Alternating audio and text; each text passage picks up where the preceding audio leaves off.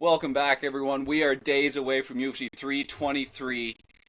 As you know, I'm the UFC Genie. I'm here with my co-host, Big Will, and MMA Roundup, and we are here to break down the entire card. If you haven't seen it yet, me and Will were on an episode yesterday. We reacted to the new fight announcements we have for the new year. So if you haven't seen that, watch that after this one. We'll link it in the description or something. But man, before we jump into the predictions, I want to get your guys' opinion on UFC 323, the last pay-per-view of the year. We got Dvalishvili versus Jan number 2, and in the co-main, we've got Alexandre Pantoja versus Joshua Van.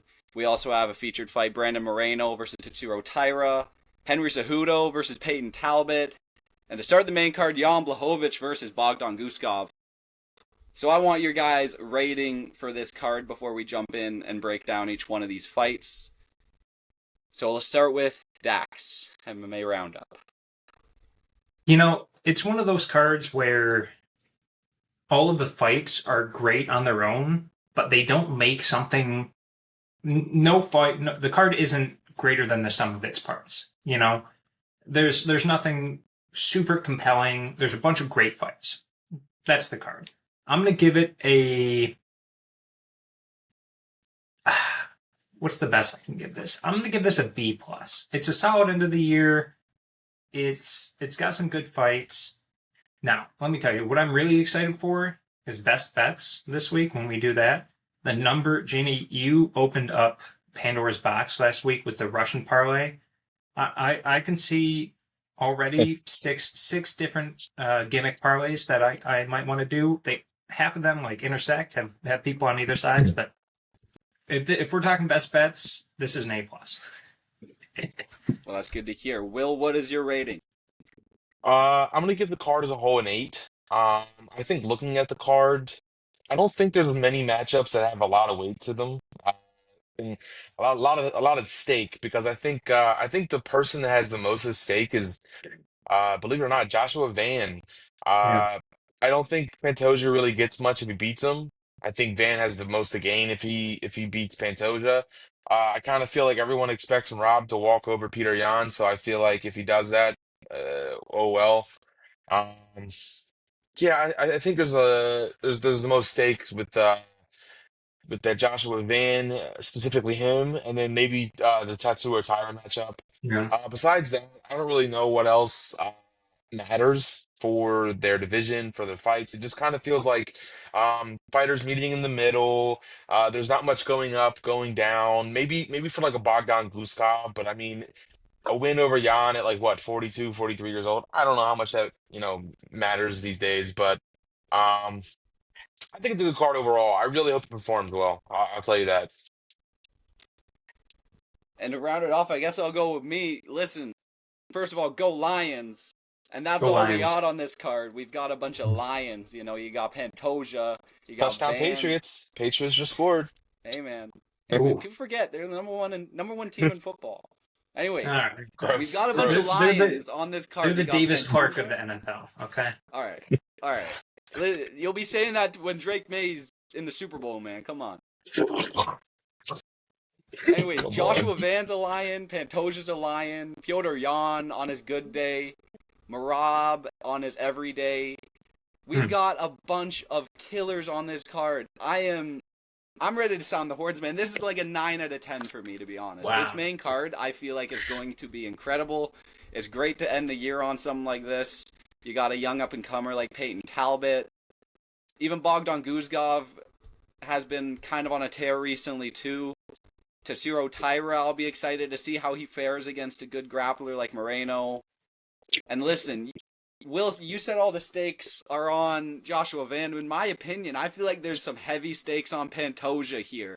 Because if Joshua Van's 25 years old, he's supposed to lose to Pantoja, who's been on this kind of run. Pantoja had a split decision with Steve Erceg. What if this ends up going long? What if he gets boxed out on the feet? What if Joshua Van gets it done? I feel like all the stake is on Pantoja in this one, man. He's got everything to lose. Nothing to gain, really, from beating a guy like Joshua Van. Joshua Van just has to go out there and have fun, you know? Hey, do we have a Genie Glaze button we can hit? Oh my God. Listen to that Gaethje Pimblett prediction. I Oh, could have I've sworn. been sitting there like this, hitting that button, man. You guys didn't like that, man. It's better than Listen, me. Oh, Justin Gaethje's boxing. Oh, it's gonna be so listen. crisp. The way I heard Jeannie was saying that Paddy Pimblett, if he wanted Justin Gaethje out of there, he He's would gonna go do it do it on the himself, on feet feet. by himself on the feet. That was a good one. That was a good one, man. So yeah, overall, I gave it a 9 out of 10. So I think it's a pretty good card. But yeah, I guess without further ado, we can jump right into the predictions here.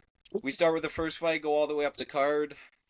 So with the first fight of the night, we've got Muhammad Naimov versus Myron Santos. 13-3 Muhammad Naimov versus Myron Santos. 16-1.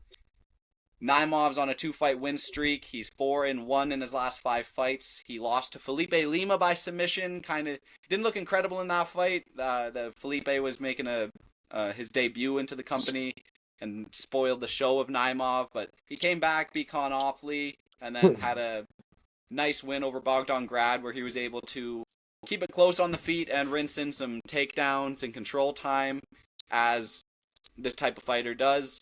Myron Santos, 4-fight win streak.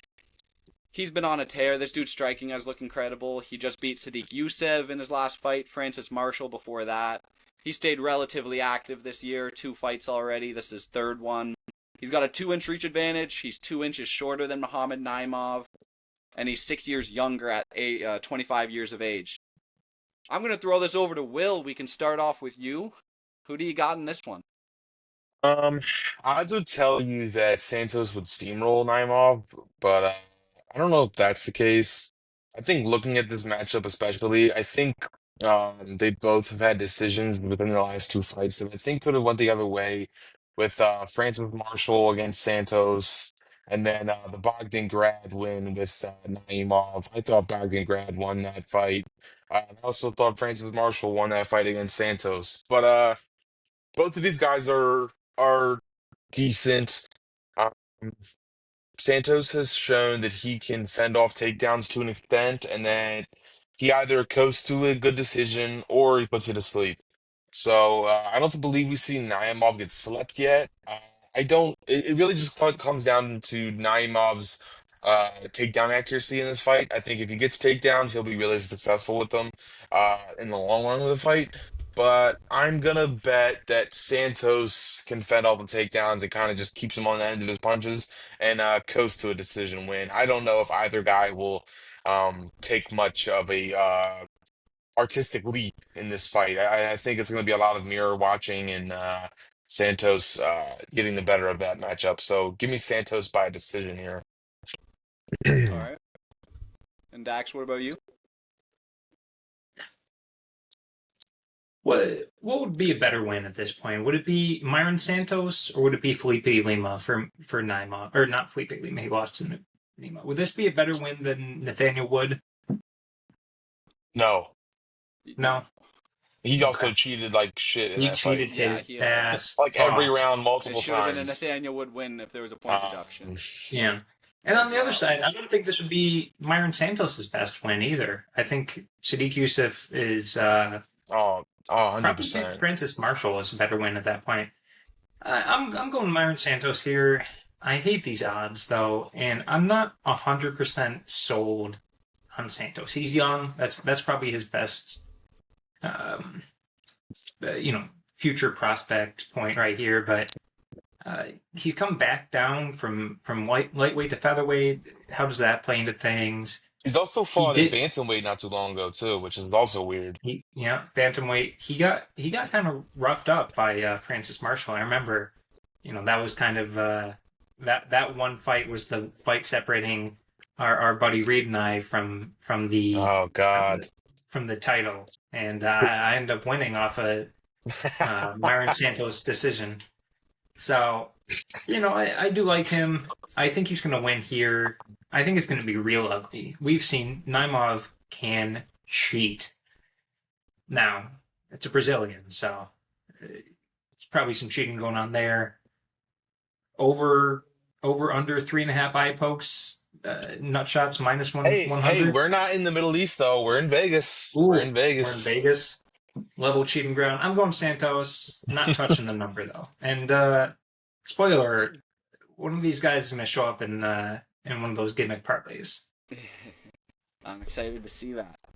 And yeah, I guess to round it off, I'm also going Myron Santos. I was kind of flirting with the idea of going with Naimov here, just like Santos did get taken down 3 out of 5 times by Francis Marshall, but he stopped a couple of the takedowns of Sadiq Youssef and still outstruck him, still outstruck Francis Marshall, and Muhammad Naimov does not have very accurate takedowns. I could see Myron Santos just stuffing them, and even if he gets those takedowns off, I could still see Myron Santos outstriking him on the feet in the time that he has, you know. So like he could get taken down twice and still win this fight. I think. Sure. So I'm saying Myron Santos ends up getting the decision. I think I can't see him sleeping him, but that would be lovely. That would be absolutely lovely if he did sleep Naimov. It's possible. It's possible. But yeah, Myron Santos' decision is my pick. And I guess we'll move on to the next one. We've got Mansour Abdul Malik versus Antonio Tricoli. Beautiful fight this is. 8-0-1 for Mansour Abdul Malik. 12-5 for Antonio Tricoli. Minus 1,200 favorite for Mansour. Plus 700 underdog on the other side of that. Mansour's coming off of a draw to Cody Brundage in his last fight. He was on a 4-fight win streak. Say again? No, I said that's gross. Oh, I yeah, was no, there. disgusting. Horrible Disgusting fight. that is. Shout out UFC Atlanta. Yeah, that was an awful fight, to be honest. And Tricoli, 2-fight win streak in the UFC. Since he's been in the UFC, he's lost both of those fights by finish. You know, Sharon Magomedov put him out with a left hook, and Trishan Gore submitted him. He actually has half of an inch of reach over Mansour Abdul Malik, but half of an inch is like nothing at all. He's 3 inches taller though, so maybe, you know, he's gonna definitely look like the bigger man in there. But you know what? I guess I'll start this one off. I'm gonna go with Mansour Abdul Malik to get a finish in the first or second round. I'm saying a TKO. I'm not gonna spend much time on this. I have no respect for Antonio Tricoli. That sounds pretty bad, but you know, Mansour Abdul Malik's gonna finish this guy off. I don't think he belongs in the UFC. Let's hear what you got, Dax. This is kind of a crazy line, huh? I mean, Mansour Abdul Malik was one of the worst fights I've ever seen. Probably the worst fight I've ever seen live. Cody's a tough fight, man. That was just so bad. Actually, you know what? No, the fight before it, Menafield versus Umar Sy, that was the worst fight I've ever seen. And then later, Edmund Shabazi and Andre Petrosky beat both of those fights somehow. Ugh, that was a shitty main card. Anyway, I'm picking Abdul Malik, but I'm not super confident. I don't think this guy is the next big thing, you know? He got dropped by Nick Klein. He got taken down, I think. Yeah, he got taken down twice by Wes Schultz, Party Time Schultz on the Contender Series, and he ended up winning both those fights. And then the draw against Cody Brundage, I don't know. This guy's not he's not a minus 1,200. You know, and Antonio Tricoli is nothing, but let me put it this way. If this were Trishan Gore, I'd be thinking about a Trishan Gore pick. You know, if this were Cody Brundage too, and I got him at plus 700, I might look at a Cody Brundage pick. So I'm going Mansour Abdul Malik. As I sip my milk, this is a pretty milk toast pick. I'm gonna use that play on words there, but yeah, we'll go Malik. Maybe one of the, let's see how long he holds on to his undefeated record. I like it. Will, what do you got? I'm not going to spend much more time on this fight than you guys did. I'm going to go with Abdul Malik round one. Chocolate is a nothing burger. I hope he wins. That'd be pretty cool for like the moment, but I don't think he will. Yeah, give me Malik round one, and that's all I got for that one. Okay. All right, we move on to the next one. Actually, pretty fun fight, to be honest with you. Ivo Aslan versus, I'm going to butcher this one. Ivo Aslan versus Iwo Barnowski. Baranowski. Close. Say it again. Baranowski. Baranowski. the last Ottoman versus Rudy, you know, plus 170 underdog for Aslan, minus 210 for Baranowski. 29 years old versus 27 years old. Ibo Aslan has the 4-inch reach advantage over Baranowski, 3-inch height advantage. He did lose his last 2 fights, did not look incredible against Ion Cutelaba, and he just lost against Billy Elikena. That was an underdog, too, that he lost to. Man. Baranowski's off the Contender Series. He beat 4-0 prospect Muhammad Ali. That was a very good win. First round knockout. Just kind of obliterated him, ran through him. Huge underdog in that fight too. Huge underdog, too. Am I wrong? Did he call out Ibo Aslan on the mic after? Or I think there was someone else that called out Ibo Aslan, like, pretty close by to that fight. It might have been an actual UFC fighter, but... yeah, we're going to jump back to Will. Who do you got in this one? I'm taking Rudy here, Ivo Baranushki. I think he's gonna have every answer for Ebo on the feet because Ebo has just not looked like he wants to pull the trigger in quite some time. Since he got slept by was it who was that slept him? He got choked out by what's his name? Kutalaba. He also got slept by somebody. I'm almost certain of it. Sorry for this live research here. But yeah, I think Rudy's gonna have answers for him on the ground and on the feet. Um, so yeah, um, I think he has a really big background in judo. Like he's pretty accredited in that sport. I like his aggressiveness on the feet. Um, he really surprised a lot of people coming in as an underdog like that against that Ali guy on Contender Series. I like his aggressiveness, and I like his willingness to go for it. So I'm gonna go with Rudy here in this fight by finish. Okay. Dax, what do you think? Definitely finish. I agree there. This is under 1.5. If you see that at plus money, I'm actually gonna go with Ebo Aslan. Fun name battle, by the way. Nobody mentioned that. Ebo versus Ewo. Yeah, yeah. Muhammad Ali was like one of my top prospects on Contender Series. Super Flash excited guy. Furman alumni. Flash Furman alumni. Yeah, that automatically makes you the GOAT. And I thought he was going to destroy Ewo. And I think Ebo can do what Muhammad Ali didn't. Not that Muhammad Ali, all right? He's a bit bigger. He's got some reach. And I'm not entirely sold on Ewo. I mean, he's got an extensive amateur record. Okay, he actually fought at heavyweight, not middleweight, despite being only 6 foot. But most of this was against nobodies on the Georgian MMA scene, and or is that Poland? Oh, both, I guess. So, and then Muhammad Ali is a great win, but that was kind of a one and done flash knockout type of thing. Shout out Flash Furman again. So I think Ebo's got more of the experience. If it goes long, I favor him. I think he's got power on the feet. I think he can do something here. And maybe knock him out mid-third if Ewo gets tired. So let's go with that. To round it off, I'm gonna listen. I can't go with Ebo, man. You know the age-old saying: "Fool me one time, shame on you. Fool me, can't get fooled again." I'm not going Ebo Aslan. It's not happening. He has squandered 2 opportunities in a row. He did not look good against Ion Cutelaba, Billy Elikena as well. That's a fight he should be winning. I gotta go with Ewo. I feel like his striking looked incredible against Muhammad Ali. Like, crazy hot take. His striking looked good against a dude he knocked out in the first round. But he has an extensive amateur career. This dude has been around the block. Like, he's been fighting for pretty much the same amount of time that Ebo's been fighting. I mean, or in that amount of time, he's gotten the fights in. He started fighting in 2020. Ebo had started his pro career in 2016, but he didn't have any amateur bouts that I can find on his topology. Ebo has had countless belts. It's not like he's just 6-0.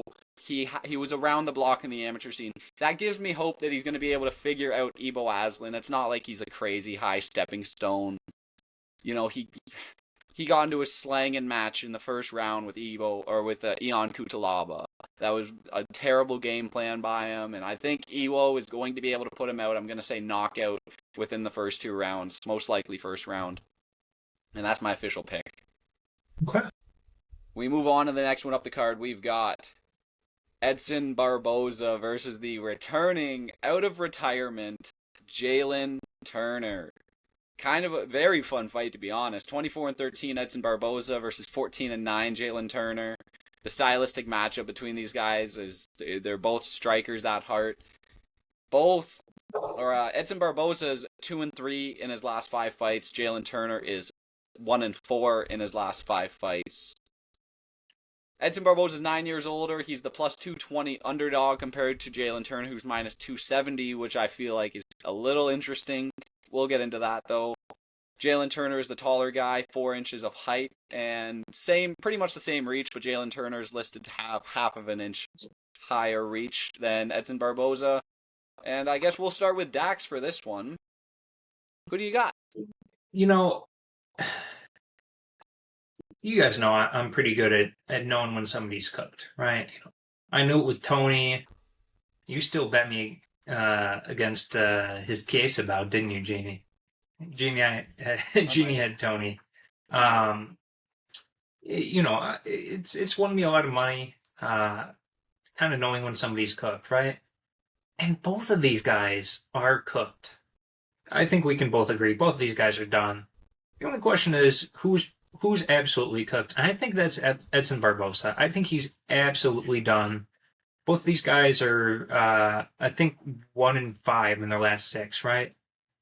And Edson's 2-3. 2-3. Yeah. Okay. Well, whatever. So, I think Edson Barboza was really good for a long time, but the second that his thing was always fast twitch muscle, right? Fast twitch, that kind of goes first. Power's the last thing to go, but we haven't really seen him knock anybody out in a while, right? Since Shane Burgos and Was it Billy Q his last one? Billy. Oh yeah, okay, Billy Q. But Jalen Turner was winning. He almost knocked out Moicano. He should have knocked out Moicano. And then adrenaline dump, whatever. Ignacio Bahamondes thing is whatever. And I thought he won the Dan Hooker and Gamrot fights. So I'm hoping this is just kind of his, it's called a morale issue. He's got a morale issue. Clearly, he wants to come back for some reason, whether that's he wants to keep fighting or maybe he's broke. But I think he's got a little bit of a reason. And I'm going to predict, this is not going to be the first time, I'm going to predict we get a Edson Barboza retirement. All right. I will go next. Man, I'm kind of tossing and turn on this one, but you're probably right, to be honest. You're probably right. I thought Edson Barboza was going to get past Ricard Close, and yeah, he didn't. He couldn't get it done. The size of Jalen Turner might just be an issue for him. There's not a big reach advantage, but the height's going to be a thing. Like, Edson's going to be punching up at him, and Jalen Turner he's a nasty striker. He really is. As you said, that Renato Moicano one was very interesting. Very interesting. He should have got that one done, but he wanted a walk-off. It's so unfortunate because he got the late stoppage with Bobby Green, and then it's almost like he was being nice to Renato Moicano by trying to go for the walk-off, and it just completely backfired. He won that 300K, man. Yeah, that was that was UFC 300 as well, yeah. Yeah. And Bahamondes, that's just a bad matchup for him. This is a much more winnable matchup at this point in Edson's career. I'll say Jalen Turner actually wins by TKO in the second round. I don't think this goes to a decision. Will, what do you got? Oh man, I really don't think much of Jalen Turner. I'll be honest with you. His record is trash. And anytime he's ever fights anybody like higher level, he freaking loses to him, and usually by finish. His best win ever is a guy that's on a downslope of King Green. King Green is, for better or worse, going out on his shield every fight now, for better or worse. Before that, his best win is over Euros Medic, a guy that's, But I don't know, I'd Brock say the Weaver, Brett Riddell win Brad was Riddell, better at the Jamie time. Millar. It's just like guys that don't belong. Like I just don't Hmm. like, especially at that time. I don't really. I would not be surprised in the slightest if Edson went out and slept Jalen Turner. Wouldn't be surprised whatsoever. For picking's sake, I'm gonna go. Another thing. Jakar Close was a lot more tough than Jalen Turner. I'd say mentally and in the fight. I That's just something I want to say. Um, this is like a fight that's like damned if you do, damned if you don't. I feel like um, there's only one way to find out, and that's I guess on fight night. Give me Jalen Turner to win. Hmm. I'm gonna say submission if he does against an Edson. I don't really know if he's gonna sleep him, but I guess we'll see. Yeah, give me Jalen Turner. All right. Next fight up the card, we've got Marvin Vettori versus Bruno Ferreira. 19-8-1 Marvin Vettori versus 14-2 Ferreira. Vettori's on a 3-fight losing streak, 1-4 in his last 5 fights. His last win was over Roman Dolidze, which went to a decision, kind of a controversial one too. A lot of people thought Dolidze was a lot of people could have scored it for Dolidze. I've heard people think that. I had Vettori though. Ferreira's 4-1 in his last 5 fights. He lost to Abus Magomedov, and he's on a 2-fight win streak over Armin Petrosian, submitted him, and Jackson McVeigh, both by armbar. 2-inch reach advantage for Marvin Vettori, even on the betting line, pretty much. 3 inches taller for Marvin Vettori. I'll go first on this one. I am gonna say Bruno Ferreira is going to win this fight over Marvin Vettori. This is tricky though, because Bruno Ferreira's Mhm. gas tank has been questionable. Like Abus gassed him out in that fight, but the pace was very high in the first round. I kind of do have faith in Bruno Ferreira to learn from that a bit more. Marvin Vettori at this point in his career, I feel like his game planning has gone out the window. He used to be a guy that you could rely on him to actually like have a game plan against these guys like Roman Dolidze. I picked him to outbox Roman Dolidze on the feet and kind of keep it on the feet most of the fight, and that's what he did the first time. But then they rematched and he wasn't able to get it done, and Roman was even beating him up on the feet. And Jared Cannonier as well, and Brendan Allen was able to game plan him to a decision. He's just not the most smart technical fighter in 2025, and I think Bruno Ferreira is going to be really testing that chin. That is, he's known for having a granite chin, so I don't see Bruno Ferreira putting him out. But I'm definitely picking Bruno Ferreira to win this fight. I think it's going to be a decision win for Bruno Ferreira. What do you guys think? We'll go to Dax. I think you can get him out there. Two things shocked me about this fight. First, the fact that Bruno Ferreira was younger or was older than Marvin Vettori. Marvin Vettori's only 32. That's kind of crazy. I mean, he's cooked. He's and cooked by now, but I don't know, kind of crazy. That was a betting line. I thought Ferreira was going to be a minus 180, minus 200 maybe. Talk about, polar opposite careers. I mean, I'm going to say no offense, Will. Close your ears. Bro got boxed up, like you were saying, by Roman Dolidze and Brendan Allen. Two guys who are not strikers. I mean, put them in there with me. I'll box up Marvin Vittori tomorrow. Um, and I think that continues. I mean, 3 straight. Uh, I thought the Roman Dolidze, the first one was a robbery. I thought Dolidze won 29-28. Very worst to give it a draw, but I think Ferreira's on a on a great run. He kind of gassed out against a boost, right? But I don't think Vettori can finish him late like that. I think he was up 2-0.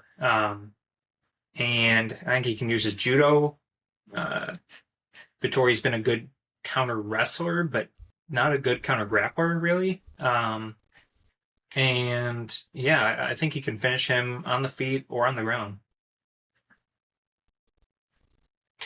And Will, who do you got? Uh, boy, I'm going with Marvin Vettori here. I think Wow.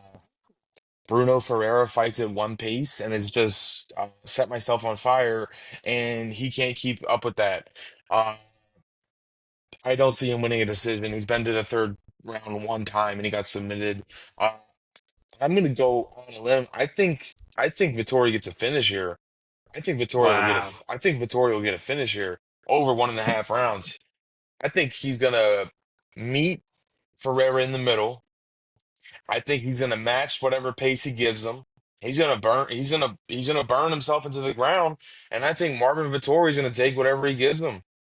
And I guarantee you that Marvin Vittori finish line is gonna be Green Goblin and a lot of people because dude, I really could see Marvin Vittori getting a late submission or a late TKO finish over him later in the fight, man. So yeah, give me Marvin Vittori to match his pace, match his output and his volume, and get the better of him later in the fight. Will, do you know who the last person Marvin Vittori finished was? Carl Roberson, Carl 2021. Roberson, 2021. Do you remember the main event of that fight night? Oh, It you might couldn't be the pick. worst main event of all time. You couldn't. Cynthia Calvillo and Angela Yeah. Lee. No way. No, close. Oh, Close. Worse. is it one of them? Yeah, Cynthia Calvillo fought who? I don't know. Ah, Dude, Jessica I. It was Oh, I knew it was Cynthia Calvillo. I knew it. That's great that's a stuff, great man. worst call. fight, one of the worst main events of all time. That's I great. digress. That's great stuff.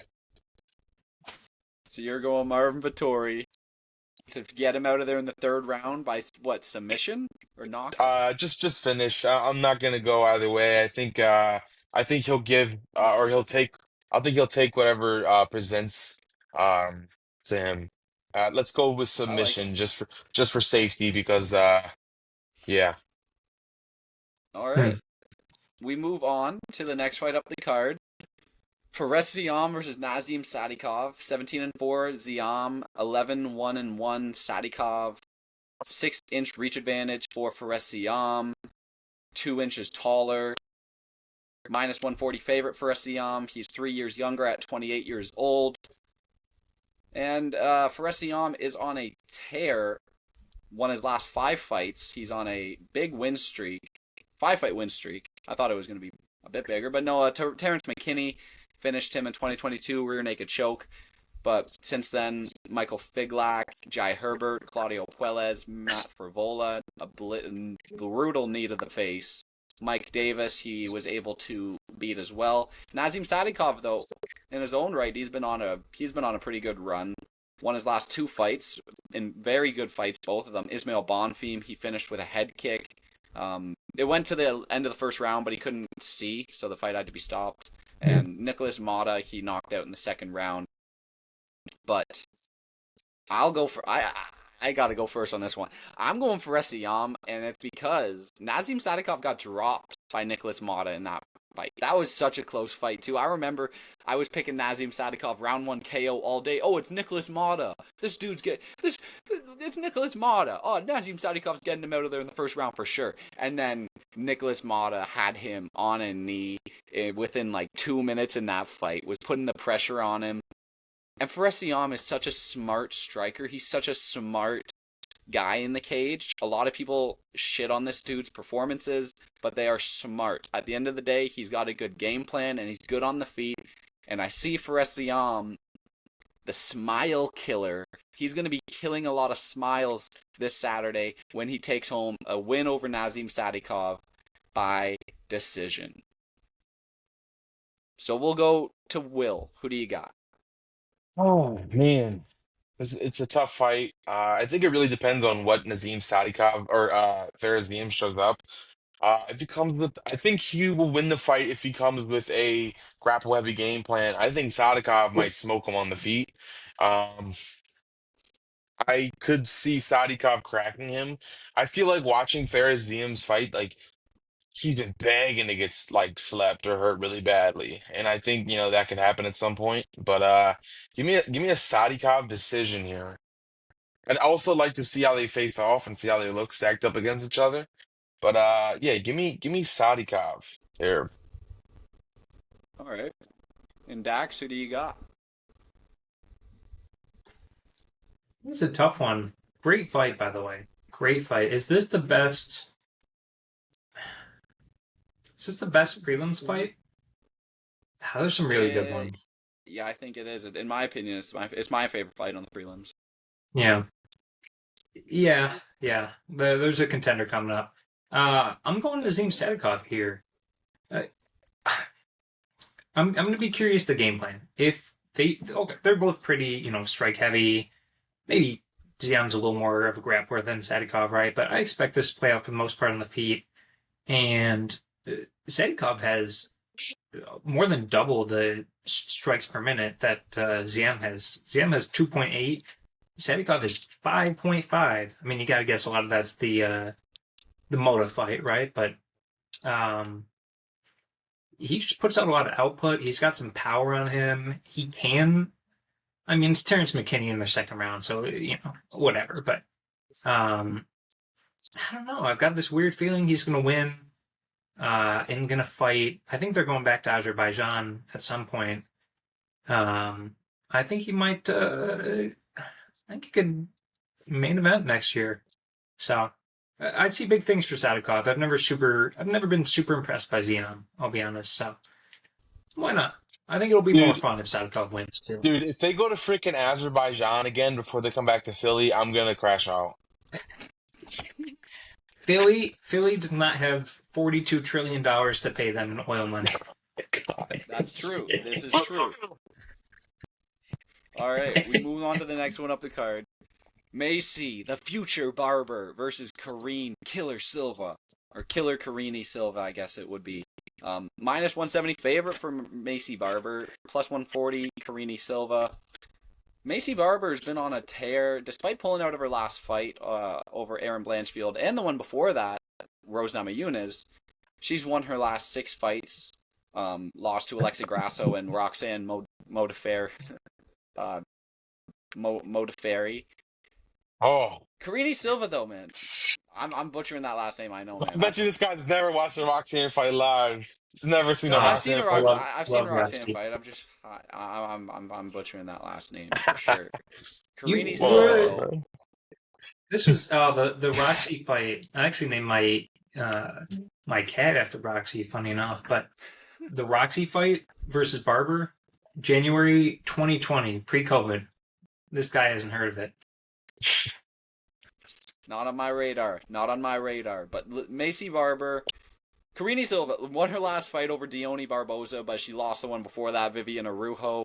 I remember she was a favorite going into that fight, and Vivian Araujo was able to take her down at will, control her at will, and yeah, she did not look good in that one. I guess I've already taken the reins. I'm going first on this one. 2-inch reach advantage for Karine Silva. I'm not going with her, though. I think Macy Barber, she's been out of the cage for a while. This has to be a perfect performance by her. I mean, like, if I was the UFC, if she lost this one, I might debate, like, getting that name off the record. If she pulled out of her last one 5 minutes before the walkout. That's a terrible look for the company. If they're blackballing Armin for what he did, they gotta be having bad treatment. Dude, For Macy Barber, can you imagine if you were in that arena, you spent 3 stacks to come into that Apex event, and they do that? Boy, I would be calling my bank up and saying, "Yo, this is fraud. I didn't spend this money." Yeah. Even though it would have been a great fight, no, it's just like blue balls. It could have been 2 bums on the street, and you were waiting 7 hours for the scene of the fight. You know what I mean? It's just like, bro, like, and it was even that's worse. a long time. You didn't find out until after that co-main event. That was a pretty good Yeah, fight. I can't remember off the top of my head what it was, but the co-main event I remember come on. was a pretty good one. You got this. Lightweights? This is like 2 months ago, Jeannie. You I that know, cooked? man. I'm thinking back. I can. It was Gamrot versus Klein. That Oh, could have main evented. That could have main yeah. evented. If they had announced it, Yeah, Yes, that's yeah. true, and that ended up being a really good fight, and it would have been better, I think, if they announced halfway through the night that Macy Barber was having some issues, but they let that shit. They let that shit. They kept it in the back of their pocket, They and they're did like, that "Well, before we're gonna tell you." with Spivak and Lewis. That fight got canceled halfway Yep. through the event. Yeah, but I That remember was the I main didn't even event. see that because that was one of the late ones. The card started like 1 a.m. It was in one of oh those weird places. It was like a really late at Yeah. night card. yeah. But anyways, I'm going Macy Barber in this one. She's got to get this done. I think she can take down Karine Silva just like Vivian Araujo did, and she's going to win this fight by decision. I'll go to Will. Who do you got? Man, I can't pick Macy Barber with how she's been acting like recently. Like I don't think her head's in the game. I think if you're like a top 10 fighter and you go get breast implants, that's just not a good look. That's a legitimate thing because then you therefore have to cut extra weight and so on. It's just like your head's not in the game. I truly don't believe that. I think Karine Silva I think she's pretty damn good no matter of her last two fights if they've been kind of stinkers. For a woman, man, she is a finisher. Not even just for a woman in general, she's a finisher. She's got 17 finishes. That's damn impressive for especially in general, but especially for a women's fighter at 125, man. She is a killer. Um, yeah, man. Give me Silva here by decision. I can't. Macy's gonna have to show me something because I can't pick her to win this fight. So give me Silva. All right. And Dax, who do you got? I think you got to go Barber here. Well, I'm going to disagree. 11% takedown defense for Karine. 11%. That's just such a bad number. We're talking. I think She's got she the wants it worst on the takedown ground. I think defense in she all wants it these. on the ground though. Like she's pulling off knee bars and like blood chokes and stuff like that, bro. Yeah, Not to Vivian yeah, but Araujo. Yeah, that's a tough lady. I think. I mean, the women she got those submissions against are not of the quality of a a Macy Barber, and she struggled Fair, against Dion Barbosa. fair. So that it's just so low, 11%. You just can't, in my opinion, pick Rene Silva on that. And Macy Barber, I understand the risks, but I think it came out not officially, but from her somebody that it was mono that she had to pull out of the last fight. I think. Whatever. Mono. Mano y mano. It's not. We're not talking. We're not talking like mental issues or something. We're talking an actual disease, right? So Yeah, that is a legitimate thing. Like I get that swells the kidney or liver, right? Or the not just spleen. No, slows. it drops the spleen down, right? So if you have Yeah, mono, so your spleen's it's below it's your rib horrible. cage and you can But get internal bleeding. yeah, but it's incredibly contagious. Yeah. She couldn't have fought. They tested her or something. She couldn't have fought. So Yeah. I'm giving her a bit of a pass, even though it really sucked. And I'm going Macy Barber here. Ooh, fool me once, shame on me. We'll see if it's fool me twice on this one. Huh? All right. So we move up the card. The next fight, Terrence McKinney versus Chris Duncan. 17-7, Terrence McKinney. 14-2, Chris Duncan. 2-inch reach advantage for Terrence McKinney. Same height. 1 year older for Chris Duncan. Very close in age. I thought Chris Duncan was a bit older, but he's the minus 180 favorite. 3-fight win streak he's on right now, beating Belagioki, Jordan Vucenic, great win, and Mateusz Rebecki as well. McKinney is on a 2-fight win streak over Damir Hadzovic and Vyacheslav Borshev, who we just saw was kind of washed. I guess you got to call him washed. Thought he won that fight. Hmm. I thought he won that I fight. I thought he did too, to be honest. I thought he did too. But it's who gets their hand raised in the end that matters. But Yeah, Chris no Duncan, I doubt. think, is the sure thing here. Terrence McKinney is just, you cannot trust his chin at all. And he definitely does have a chance to knock out Chris Duncan, who's been put out before. But he bounced back hard in that fight on Contender Series against what's his name? Against Charlie Campbell? Are you talking Yeah, about the against Charlie Campbell fight? Yeah, the We'll Charlie we'll Campbell. we'll have some things to say about that fight, I feel. Yeah, I think the fact that he was able to bounce back that hard and put out Charlie Campbell with his own counter strike kind of speaks volumes to how this fight could go. Terrence McKinney could land a big strike, and it could end up going that way if he overthrows. But Terrence McKinney's going to be overthrowing anyways. He's going to be trying to get this fight done as soon as possible, and he's going to leave himself open for a counter, which he's been put out plenty of time before, and I think it's going to happen again. Chris Duncan's winning this fight. Going first round TKO for Chris Duncan. Dax, who do you got? I mean, Will, I feel like I'm going to speak for both of us here. Terrence McKinney, 93 seconds. No. 41 seconds. 1-2 to ground and pound. Listen, we got to have fun some of these times, right? Some of these fights are about, great fights, contenders. Some of these guys come out here, they say, I don't care if it's you or me, one of us is going to go to sleep in the next 60 seconds. And Terrence McKinney is a gem. He is the CTE hero legend of the CTE legend. He Wet didn't U. go to Wet U. He started Wet U. Terrence McKinney. It's a Terrence McKinney fight. Flip a coin, and it's coming up heads for me. Will, I feel like not much more to say, huh? I think Terrence McKinney is going to come out here and shoot in like 30 seconds and try to submit Duncan. I think that's what he's going to try to Wow. do, and I think that's what he's going to do. Look at his last two fights. He's shooting in the first 30 seconds, and he is trying to strangle you. I think he's fighting smarter. I think he is tired of getting slept. He's not fighting the greatest guys, but this is the step. I'm saying all this. He's gonna go out and try to just stand and bang in the pocket now. But I think that he could seriously go out there and get it, wrap up his legs, and get a submission. And I think he saw the fight against Manuel Torres. I think uh, Hmm. McKinney is a much better wrestler than Torres. I think he has better jiu-jitsu than Torres.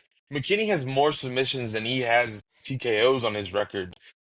I'm going McKinney first 3 minutes by submission. Sorry about the technical difficulties, guys. Something going on with my phone here. But yeah, to keep things short and sweet, I'm gonna go Terrence McKinney by submission in the first round, probably in the first 3 minutes. If that doesn't go that way, then he'll probably get slept in the first 3 minutes.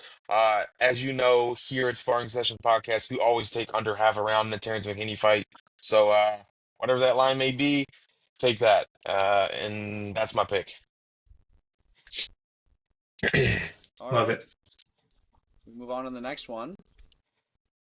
Last prelim fight, featured prelim bout, Grant Dawson versus Manuel Torres, 23-2-1 for Grant Dawson versus 16-3 Manuel Torres. Grant Dawson on 3-fight win streak, won 4 of his last 5 fights. He lost to Bobby Green. That's Bobby Green. Robert Green, I would almost be inclined to call him before I call him whatever he wants me to call him. Uh-huh. He beat Joe Selecki after that. He beat Rafa Garcia. Nice finish over Rafa Garcia. And he just beat Carlos Diego Ferreira in his last time out. Manuel Torres lost to Ignacio Bahamondes. He's also 4-5 in his last 5. Only on a 1-fight win streak, though, beating Drew Dober. Beautiful KO win he had over him. He has an inch and a half reach over Grant Dawson. Grant Dawson is the moderate favorite at minus 210. I'll let Dax go first on this one. Who do you got? I'm going Manuel Torres here. Grant Dawson's somebody who, we talk about some guys. We talk about some grit, got a little dog in them. I don't think Grant Dawson has that dog in him. Um, and I think you kind of need that dog to beat Manuel Torres, right? Um, it's not that he's what's the best way to say this? It's not that he's fragile, but Manuel Torres is a finisher, and I think that he will be the first, besides Bobby Green, he's the first good finisher that Grant Dawson's fought, And I don't know. Some of me is saying Dawson's going to get chinned early, maybe second round, or maybe just shoot a bad takedown, get flipped over or something, gassed out. Something weird's gonna happen. I think Grant Dawson's going back to. Is he ranked? He can't be ranked, right? I hope not. If he's ranked, I'm gonna check. He's getting his spot taken. All right, 13, number 13. So you're going you're going Manuel Torres. I am. I'll go next on I'll let Will go next on this one. I think I agree with everything Dax just said. I'm going Manuel Torres here, probably by TKO. Uh, Grant Dawson has been finished twice, I believe, and they have both come from straight shots. And Manuel Torres, he throws straight shots that knock people out. So, short and sweet here for me. I'm going to go with Manuel Torres by knockout. I like it. I like it. So let's just do it then. Let's make Manuel Torres our underdog of the week. He's Oh, plus wow. 170 underdog, and Nice. his striking's so clean. This dude is a menace on the feet. Bahamondes, that was just a bad matchup for him. You look at Bahamondes, and he had a massive reach advantage over Manuel Torres.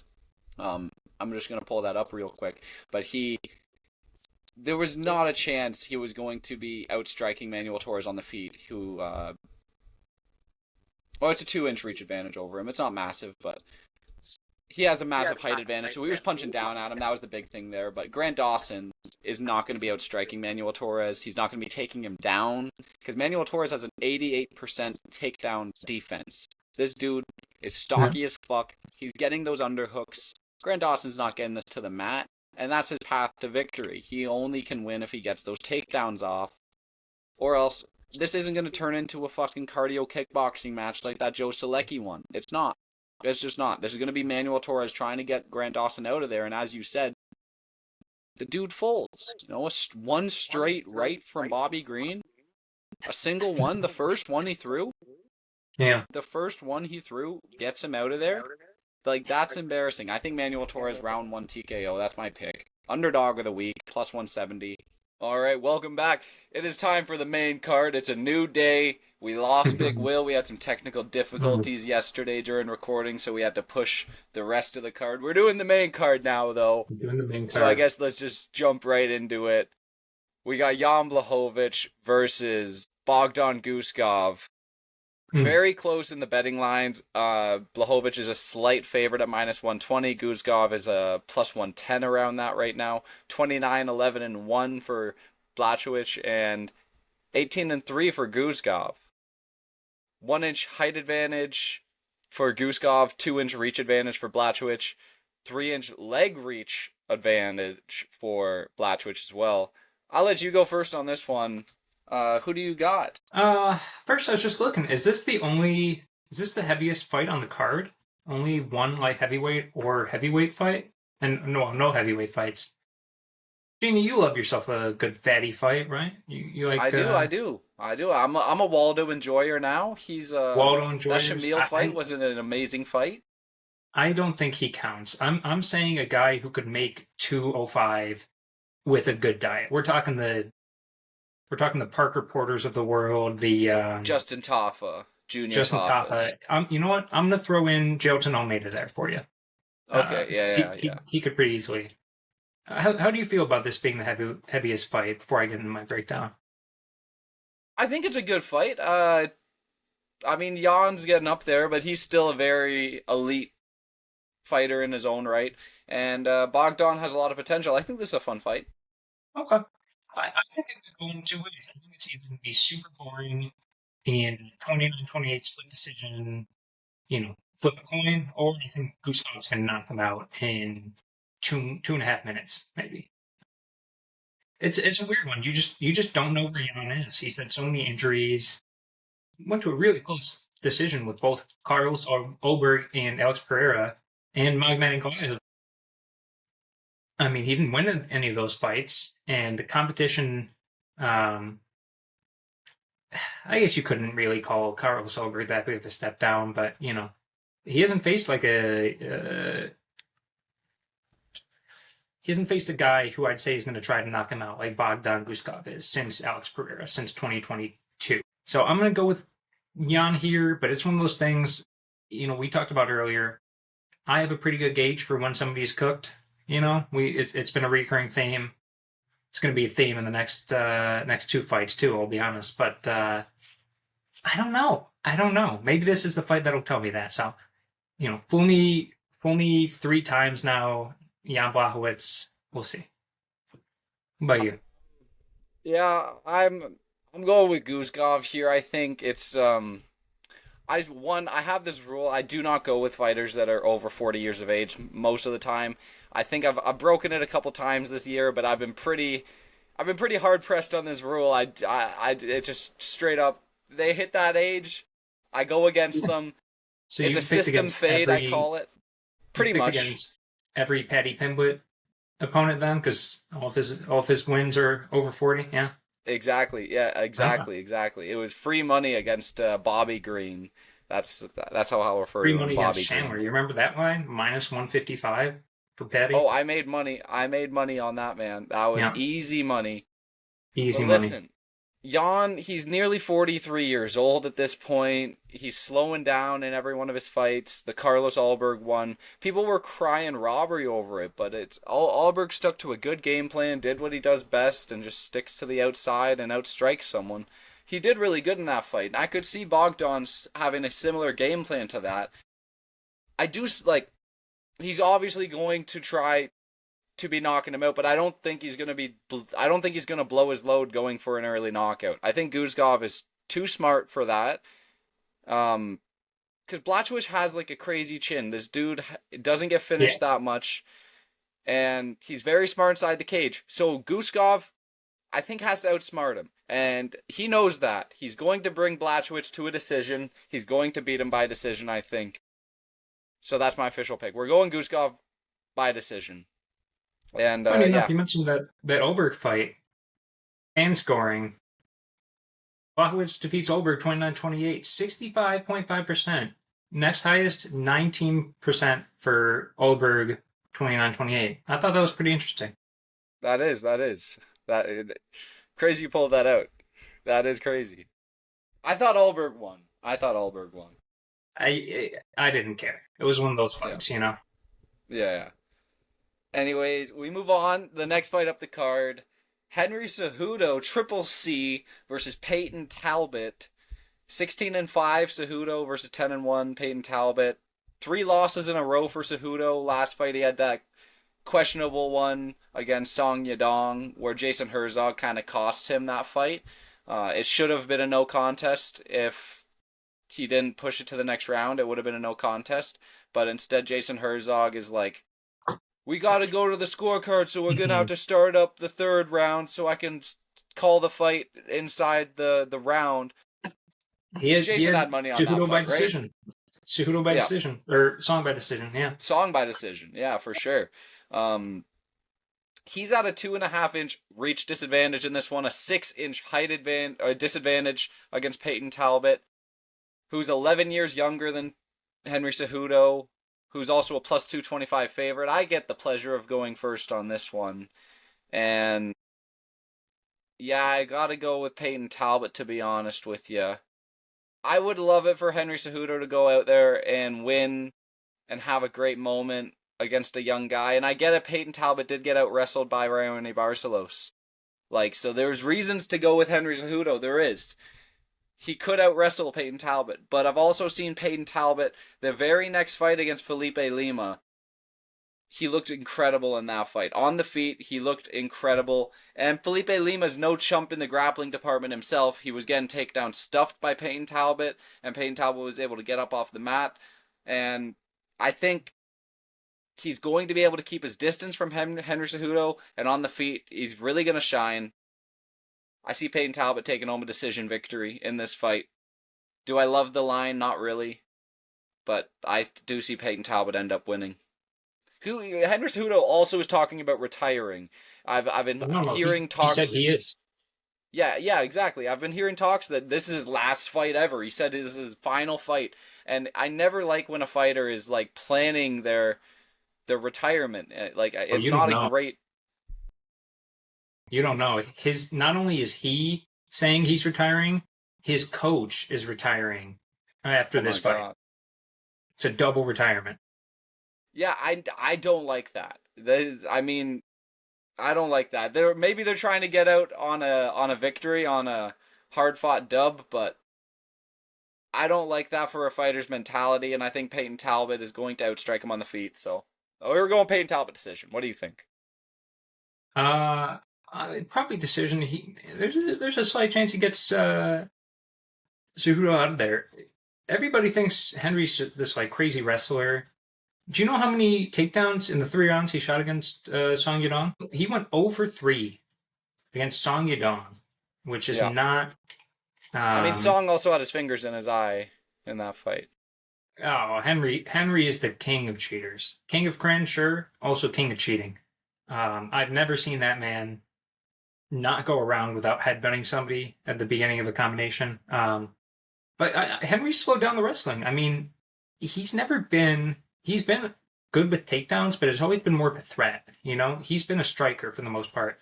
He only averages minute 84 of, not minute 84, 1.84 takedowns.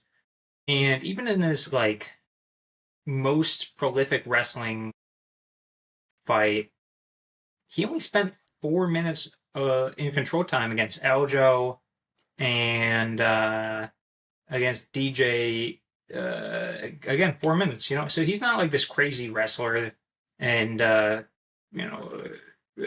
control guy like some people say he is. And I think Talbot, you know, he's many things. He's not dumb. He's not a dumb guy. I think he, you know, is probably a little embarrassed after the Ernie Barcelos loss, but I mean, everybody needs a loss like that, right? Like Joshua Van, we're about to talk about, lost to Charles Johnson.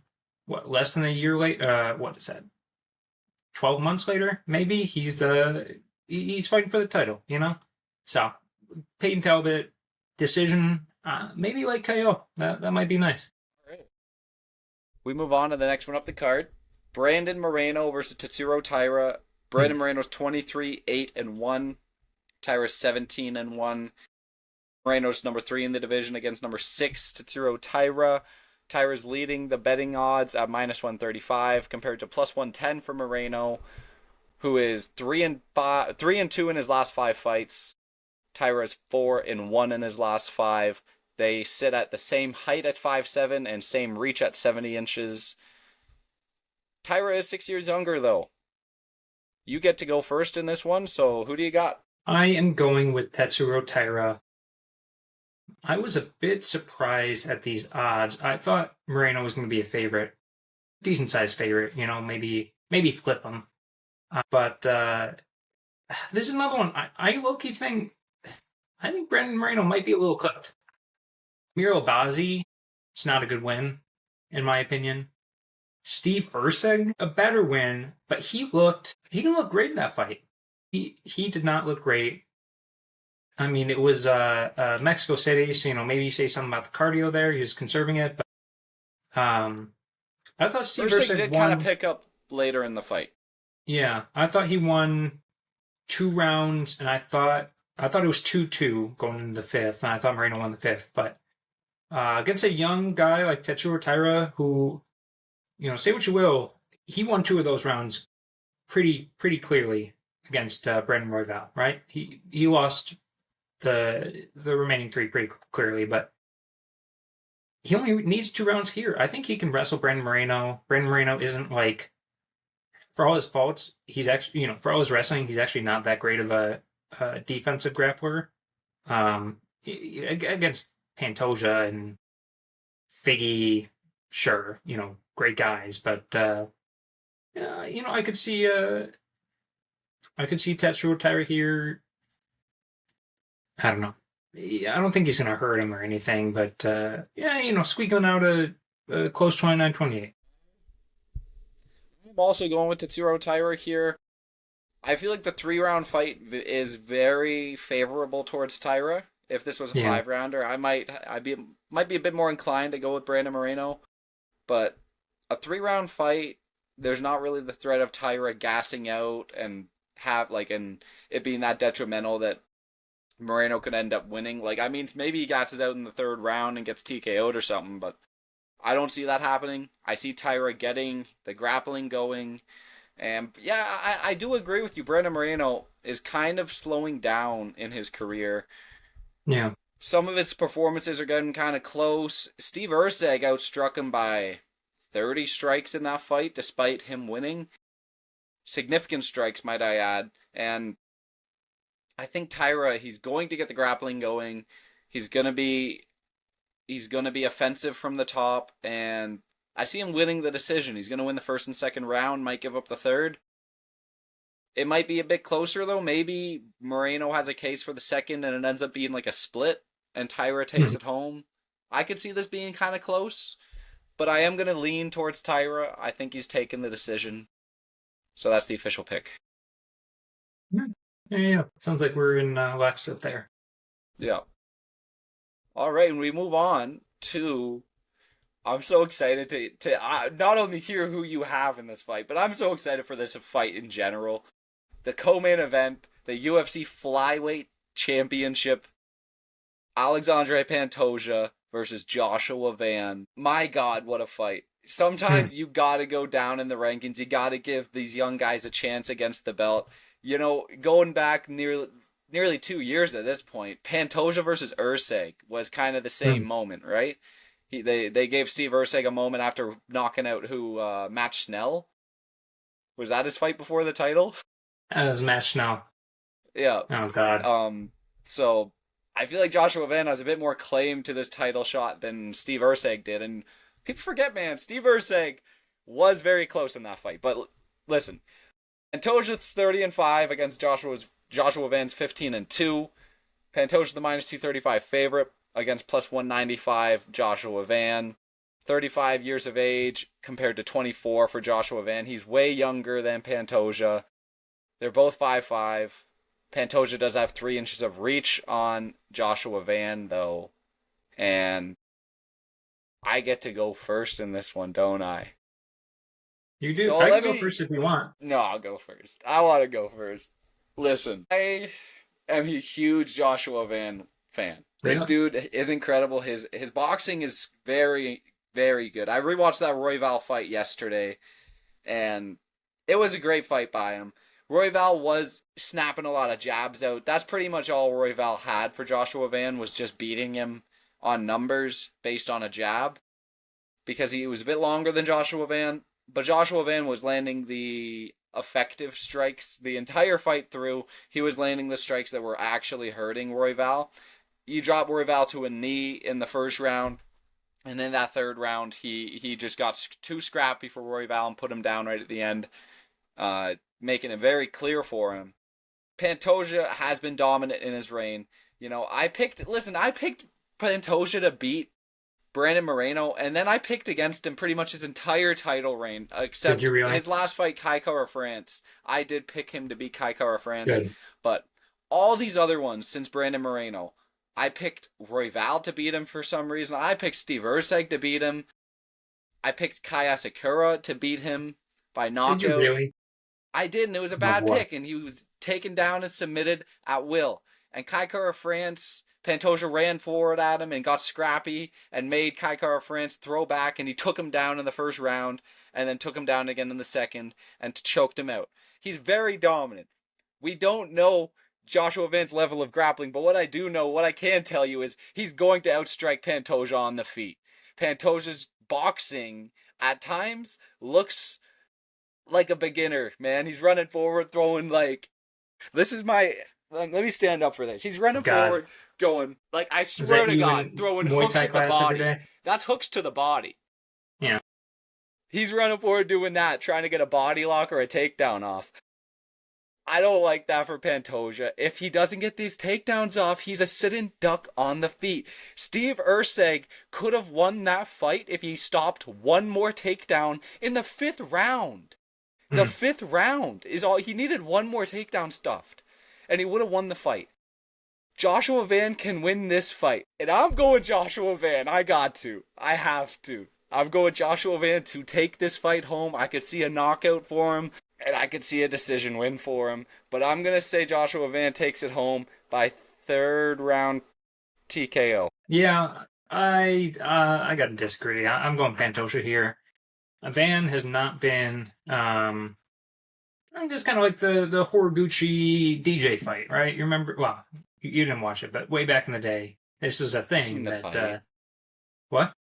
I've seen the fight. He submitted him Yeah. right at the end. Yeah. But this was when they were simultaneously cutting the flyweight division and running out of challengers for DJ, and so they just threw Horiguchi in. Who'd they throw him in off of? It was somebody. It was like this, it was somebody. I guess Brendan Royval is a better win. Maybe like the Steve Erceg one, Louis Gaudineau, that's got to be Canadian, right? I don't even remember this guy. No, American, of course. Anyway, Horiguchi's great, but he was too young. And I think Joshua Van is too young. He's never been in a 5-round fight before. He hasn't really. I mean, the Brendan Royval win was great, but that was pretty close, and he hasn't really beaten anybody who I'm like shouting at. Besides Shulga Shumagulov.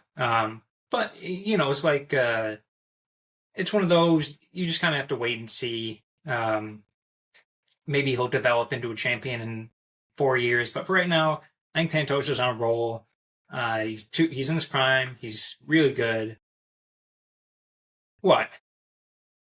I don't, man. I just want to be there when I just want to be there when he loses. I want to be on the other side. Pantoja? Yeah.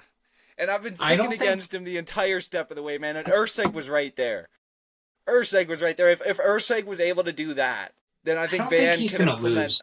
And Erceg hadn't been in a 5-rounder before that, I think, if he loses, it's going to be to somebody really, really boring. Like, maybe like a Sue Omabayev sneaks in there, right? But I don't see him losing to Joshua Van. I think he's going to take him down and submit him. I don't see him losing to. He wouldn't face either of the Brandons again, right? Amir Abazi, yeah, right. Tyra, maybe. But then, like, maybe an Asu Almabayev gets in there, like, Flyweight kind of sucks right now, the rankings. I wanted to be Anyway. Van so badly. Maybe he retires. He might retire after this. He's had a long career, but I think he gets by this test. And in a year, he's going to have, this will be his 4th title defense. And this will be his 5th title defense. He's not catching DJ. I think he's out of here pretty soon instead of some of these rematches, especially if Moreno beats Tyra. I could see him retiring if he wins very dominant. I could see that. And listen, Yeah. I don't hate a pick for Pantoja, man, but it's just, this is a contrarian pick. This is I just want it to happen so badly. I don't think I'm basing my prediction just solely on the fact that I like Joshua Van. I think there is definite reasons you could pick the upset. And I think I'm basing it on the correct one. So I hope it's closer than you think. I hope it's not just complete steamrolling, because that would look pretty embarrassing for me. I picked against Pantoja so many times, I never learned. Yeah. But we'll have to see. Yeah, we'll have to see, I guess. We move on to the main event of the evening. Merab Dvalishvili versus Piotr Yan. Number 2. 21-4 Merab versus 19-5 Piotr Yan. If you don't know, Merab is the UFC bantamweight champion. with an inch of reach over Petr Yan at 68 inches, inch height disadvantage over Petr Yan. He's 5'6" compared to 5'7". He's 2 years older than Petr Yan. Two years and 1 month older, exactly. Plus 1 day. Plus 1 day. He's a minus 480 favorite, and Petr Yan's a plus 350 underdog. You get to go first on this one, so who do you got? I mean, you know where I'm going here. The Marab shirt's Yeah. in the wash. That's the only reason I'm not wearing it right now. Oh God, if he loses now, we know why. The shirt curse. I got on this MMA Prospects shirt. I couldn't when MMA RIP. Prospects folded. I couldn't figure out, do I burn it like the LeBron jersey, or do I put it up in the bleachers? Yeah. What do you think? What do I do? R.I.P. sparring session. The MMA Prospects. R.I.P. R.I.P. MMA Prospects. R.I.P. UFC ratings. Yeah. Long time ago. Yeah. Yeah, Merab's going to win here. We all saw this happen 2 years ago, maybe? What was the first fight? 3? Whenever it was, It was a while 2023. ago at this point. 2.5 years. Nothing has changed since then, except Merab has looked better and better every single fight. He just runs over these guys. Even a Nurmagomedov, like, you could say, if the Umar fight wasn't in there, like, you look at Corey, Sean twice, Henry, Petr Yan would be his best win, right? But the undefeated, he took the O, he took the aura from Umar Nurmagomedov, and nothing's changed to make me think Petr Yan is gonna beat him. Beating Marcus McGee 29-28. Okay, nothing's gonna make me think that he has anything to show Merab here. He's not gonna one punch KO him. He did pretty well defending takedowns in the first fight, but against Merab, that doesn't matter. He's just going to shoot another, So, yeah. Merab decision. I haven't looked at the odds because we're going to do best bets. I hadn't even thought about that. Can't believe it would be anything shy of minus 200. So, yeah, pretty cut and dry. All right. I'm not going with Petr Yan in this one. I was thinking about it. I was like, maybe I go with the double and new. No, I can't do it. In my right mind, cannot make a case for Petr Yan to win this one. As you said, Merab has really leveled up. Every one of these fights, it's like he's reaching another level in his game. He only looks better and better. And at one point, I really despised Merab. I really wanted to see him lose. But at this point, man, the dude's hilarious. The dude is kind of starting to be fun to watch in the cage. He nearly knocked out Corey Sandhagen on the feet, might I add, which was a crazy moment. That had me on the edge of my seat. In a Merab fight, I'm on the edge of my seat expecting a knockout to happen, and it's not Merab getting, and it wasn't Merab getting knocked out. It was the other side. Like, that was completely, that was a brand new thing I had seen there. Sean O'Malley, he made him look like a chump.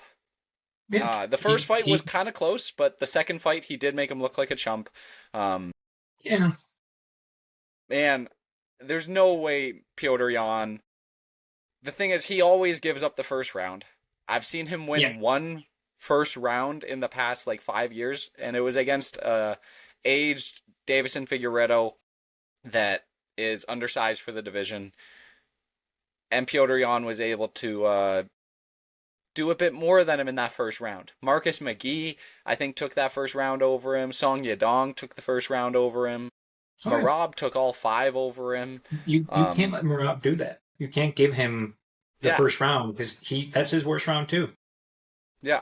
Merab only gets better as the fight goes on. And you hear things like, Petr Yan takes the first round off. And I'm hearing things like Merab does a light 5-round sparring session before his title fights. Shout out, sparring session. Shout out, sparring session. Is that not nuts? A 5-round light sparring? That's craziness. And Merab comes out and still looks fresher than ever. He's gonna win this fight. I think this is gonna go eerily similar to the first one. Do you think Merab beats his takedown record? No, no. You don't 20 think is crazy. He can't get more than landed 20. 11. He's not getting 20. That is nobody's. That might be the stat of the year. Like if we're talking stats of the, we don't have a category for it, but if we did best statistical achievement, 20 takedowns in a fight. And with that, I think that was the fight he got the all-time record, right? Yeah, Was for takedowns attempted, that is. I thought he got the completed too. I'm pretty sure he passed GSP. Oh, that's total career takedowns. Yeah. Does he not have in one fight? Yeah, he got 11 in that fight, but he I don't know if 11's the record for takedowns, but I know he attempted the most takedowns in a fight, which was 49. The attempts was a That's record, so I know many. for sure. So many. Anyway, I think, it's going to look like a Merab fight. Maybe he slows down a little bit, fighting 4 times in a year. It's nuts, but, what do you, I don't see how you can pick Jan here. Yeah, I don't see either. So I'm saying Merab wins this fight, and Yeah. what are the odds he finishes Piotr? What do you think? He's never been finished in his Plus, career, I guess. plus 150, no, bigger, plus 200. For like a submission? Anything, just a finish. You think it's? I think it's gonna be closer, like +5. I don't Merab think is it's. one of the lowest I think he has, for male champions, I think he has the lowest finish rate of all time. Yes, yeah, that's what I'm Yeah. saying. Like, yeah. So I think He just doesn't. yeah, he just doesn't finish people. But I think Yeah, like the line for getting a well, finish would be like +5 or 600. yeah. No, I'm saying like it's not one of those things you can bet on. You can't put your money there. I mean, that was a fluke in finishing Sean, right? Yes, Or that's. is that just how bad Sean is? Ah, you're not gonna get me to say it. Mm. You're not gonna get me to But say it. But maybe we'll talk about that during best bets. yeah, but yeah, I'll go with Merab by decision here, and that's the card. That's UFC 323. Yeah, do you got regional minute to go through? I do have regional minute. It's a quick one. There's not a lot here. Friday, December 5th at 10 a.m. It's gonna be free on their website. Looks like a scam. I haven't gotten the virus yet from it. We have ACA 197, 10 a.m. Pretty good. Some fights. Nobody you really know. Nobody I'd really know, but Enrique Berzel is on the card. It's just one of those cards. Sydney Outlaw? That's not one. It's just one of those cards where, like, if you want to have some fights on the background where you're doing some, just throw it on. PFL MENA for the finals, Friday at 10:30. Saudi Arabia, that's their Middle East and North Africa. Is it a league? Sub-league? Minor leagues? What is that? The PFL, I don't watch PFL enough to know, but I whatever think it it's is. like like they treat it like a separate thing. I'm pretty Okay. sure. Yeah. So they have their championship fights of their tournament for bantamweight, featherweight, lightweight, and welterweight. You remember Giannis Gamori? Yeah. He's in the featherweight final, so I guess that's it. That's a name, people might know. One Fight Night 38, Andrade versus Batarku. The 5th at 9 p.m. Amazon Prime, Fabricio de Andrade. May Featherweight Championship versus a Mongolian guy. You got a little, Marcel Garcia, one of the GOATs versus, I always get his name wrong. Lachlan Giles. I know it's Giles. Two of the jiu-jitsu GOATs going at it. Could be fun. Could be awful. And then, it's not the greatest card, but it's fights. It's fights on Friday night, right? Cage Warriors 199, Saturday 1 p.m. going down in England on UFC Fight Pass. They got their interim welterweight championship on the line in the main event. George Hardwick is back. They have their flyweight championship. Shad Hake is fighting. The other guys, if you follow Cage Warriors, you'll know it's a decent card. And then last but not least, Pitbull versus Roach, Saturday at 8 p.m. If you want something else on while you're watching UFC, Isaac Cruz, Pitbull versus Lamont Roach Jr. going at it. I know those two names. I don't know anything else about the card, but maybe the boxing people know. And that is all I have. All right. So one more thing before we finish up this episode here. Let's go to the next fight night, the last one of 2025 on December 13th. Back in the Apex, UFC Fight Night, Brandon Royval versus Manel Kape. I want to know what your favorite fight on this whole card is. Before I get that, I've heard a lot of people say this is an awful card. They're acting like it's going to be like a detriment to their own viewing pleasure by watching. I just want to say this is a very good card to end the year off of. If it's in the Apex, but there's so many good fights on this card. I'm actually pretty excited to watch a lot of these fights. What fight do you think is the best? Well, first I want to ask you a question. I'm not picking the main event. You know, we don't pick the main event on this show. Who do you think Brandon Royval is going to be fighting next week? If he wins? No. When Manel Kape pulls out, who's going to step in? It's going to be a Sue Almabayev. Sue Almabayev. Wow, that's going to be a fight. I would pick a Sue Almabayev in that fight. I would hate it, but no, I'm going to go. I'm probably stealing this one from you. Let's be honest. It's the best fight on the card, including the main event. It's Giga Chikadze versus Kevin Vallejos. Are you going Jillian Robertson on me here? You're getting warmer. No. Interesting. Okay, I don't know. Well, there's a fatty fight on the card. You know what?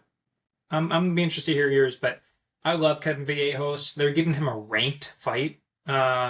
Or at least when they announced it, Giga was ranked. I'm pretty sure he still is. And he's so good, man. He is so good. If he wins and they book, if he wins and John Silva wins and they book that fight again for a title shot, would you be upset if they push him that fast? I mean, okay, number 15, Giga Chikadze. But Kevin's so good. Yeah, there's so many things you can do with him. Imagine him versus. Pick a name of the featherweight. Him versus Dan Ige would be incredible. Him versus Josh Emmett.